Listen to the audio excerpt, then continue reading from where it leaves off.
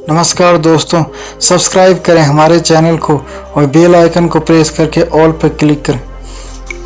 दोस्तों, आज हम आपको सुनाएंगे भगवान बुद्ध की रोचक कहानी, जिसका नाम है बुद्ध और नालागिरी हाथी। बुद्ध का ममेरा भाई देवदत्त सदा ही बुद्ध को नीचा दिखाने की चेष्टा में लगा रहता था, मगर उसे हमेशा मुंह की ही खानी पड़ती थी।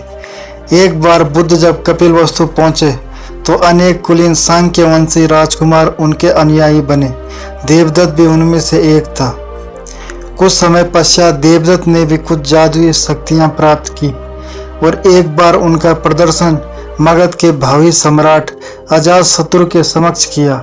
वहां पर एक शिशु के रूप में प्रकट हुआ, जिसने सांप की मेखला बांधी हुई थी। तभी से अजातशत्रु उसे परम आदर की दृष्टि से देखा करता था।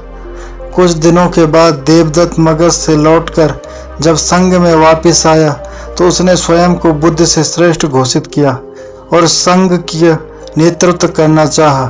भिक्षुओं को बुद्ध से विमुख करने के लिए उसने यह कहा है कि बुद्ध तो बूढ़े हो चुके थे और सटिया गए हैं, किंतु भिक्षुओं ने जब उसकी कोई बात नहीं सुनी तो वह बुद्ध और संघ दोनों से द्वेष रखने लगा।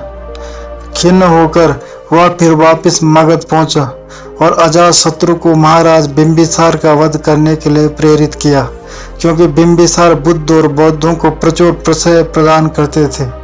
प्रारंभिक दौर में बिंबिसार को मरवाने की उसकी योजना सफल नहीं हुई, अतः उसने 16 धनुर्धारियों को बुद्ध को मारने के लिए भेजा, किंतु बुद्ध के व्यक्तित्व से प्रभावित हो सारे उनके ही अनुयायी बन गए। क्रोध में देवदत्त ने तब बुद्ध पर ग्रीककूट पर्वत की चोटी से एक चट्टान लुढ़काया, जिसे पहाड़ से ही उत्पन्न हो 2 बड़े पत्थरों ने रास्ते में ही रोक दिया।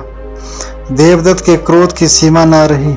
उसने एक दिन मगधराज के अस्तबल में जाकर एक विशाल हाथी नालगिरी को ताड़ी पिलाकर बुद्ध के आगमन के मार्ग में भेज दिया।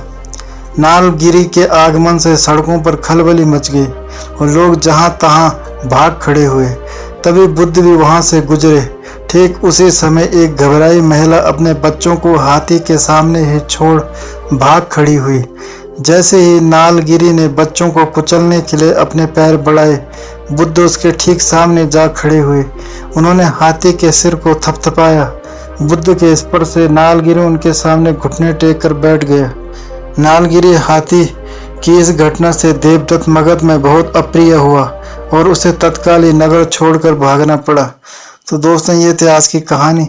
उम्मीद करता हूँ आपको कहानी पसंद आई होगी।